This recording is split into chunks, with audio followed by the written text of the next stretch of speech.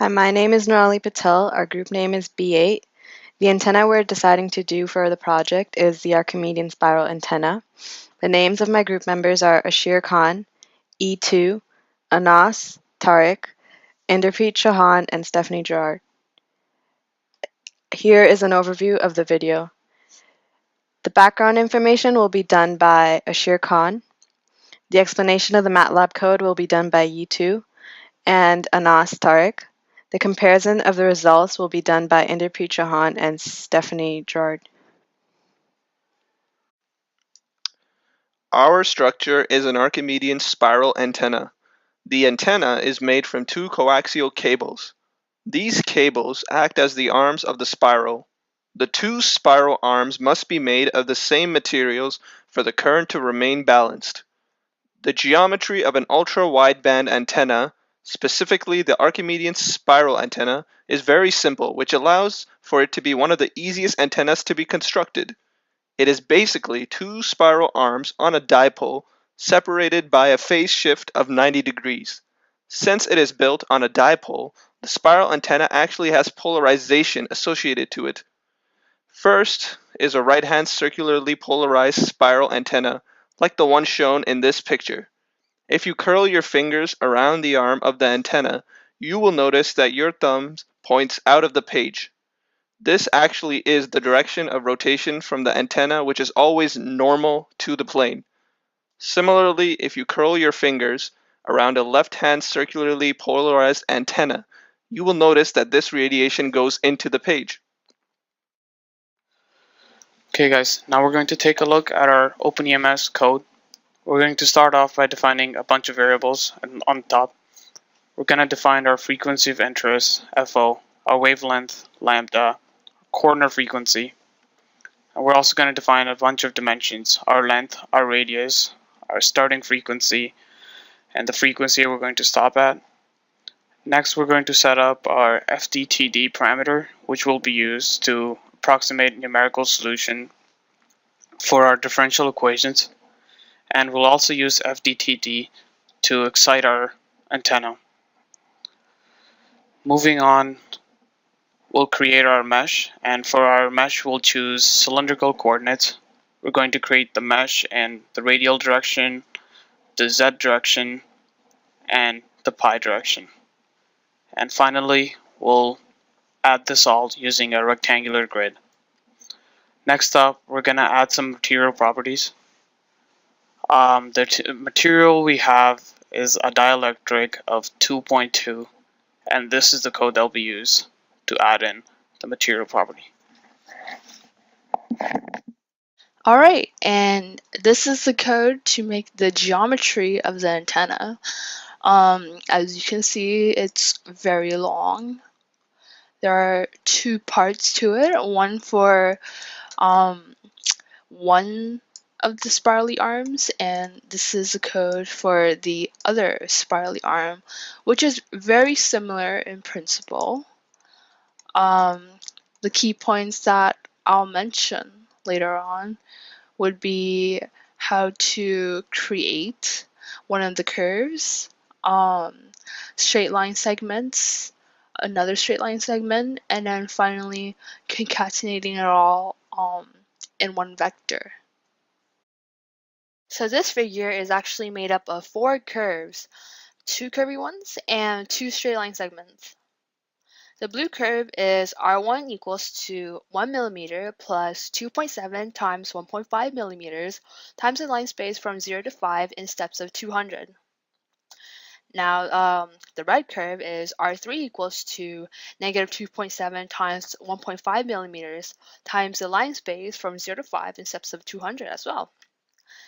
And the 2 line segments are created using a for loop here and a while loop here after the other points have been determined. Now, when the x-coordinate hits negative 17.5-ish, so like here, that's when the blue line segment starts. As for the red line segment, when the y-coordinate drops below 0, that's when you know to cut off the curve. Now, the procedure to make the other arm of the Archimedean spiral is pretty much the same, except that the expressions now are the negatives of the previous ones, as you can see here. And the x-coordinate reaches positive 17.5-ish before cutting off the curve.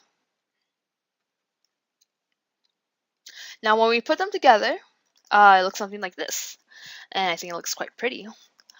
And that overall is what the geometry of the Archimedean spiral antenna should look like.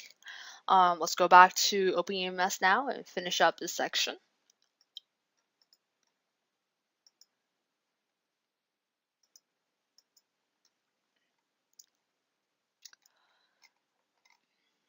Oh, and before I forget, make sure that you concatenate the various points of your curves into one vector. Let's call it either P or PP, such that you create a closed structure for OpenEMS to handle. And note that you can create multiple polygons and add them to your CSX. So, for example, this is one of the spiral arms, and this is the other spiral arm. Okay, so moving on, it's time to excite the Archimedean spiral antenna. This part of the code has been slightly modified from one of the OpenEMS tutorials, the cylindrical wave guide, I believe. You basically tell OpenEMS, where you want to start, where you want to stop, and for how many units. All of this has already been specified before. Again, you can reference any of the tutorials if you're confused. Now, preparing the simulation folder is pretty standard stuff. There's nothing exciting about it. This is one of the ways to do it. There are other ways, of course. Now, moving on to the graphs. Here we have two graphs to explore. So S11 denotes the reflection coefficient, and S21 denotes the forward transmission coefficient, or the gain. These plots are useful in order to determine the range of behavior of our spiral antenna. Be sure to specify the start and stop frequency that you're interested in, as well as discretization steps.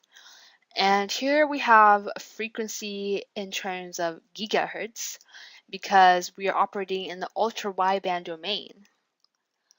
And then afterwards, create the graphs. You have to label the axes accordingly. So now I'm going to run this and show you what it looks like. Okay, so that's our Archimedean spiral.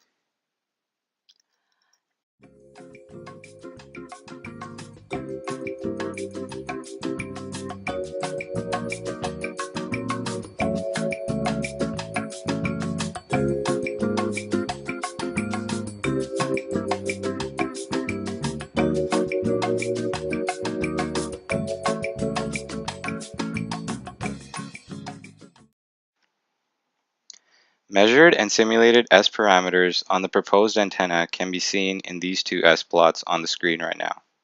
The one on the left is the S plot that was observed in the research paper that we are referencing. The right one is the S plot observed in the simulation generated by OpenEMS. In practice, the most commonly quoted parameter in regards to antennas is S11, which is on the y-axis of these two graphs. S11 represents how much power is reflected from the antenna and hence is known as the reflection coefficient. If S11 equals 0 dB, then all the power is reflected from the antenna and nothing is radiated. If S11 is equal to minus 10 dB, this implies that if 3 dB of power is delivered to the antenna, minus 7 dB is the reflected power. The remainder of the power was accepted by or delivered to the antenna. This accepted power is either radiated or absorbed as losses within the antenna. Since antennas are typically designed to be low loss, ideally the majority of the power delivered to the antenna is radiated. There are some discrepancies between the two graphs that can be described using the balance structure. The balance structure is a type of transformer that is used to convert an unbalanced signal to a balanced one, or vice versa. Some balance structures provide impedance transformations in addition to the conversion between the balanced and unbalanced signals. The differences that can be seen in the two outputs between the research paper and the simulation output could be caused by the fact that the balance structure was not included in the simulation profile. This can change the output curve by affecting the impedance of the spiral, thus affecting the decibel. This would mean that the antenna would lead over to the lower output, which causes more power to be dissipated. And that's all, folks. This is Group B8. Thank you again for watching our video for our finalized results and simulation.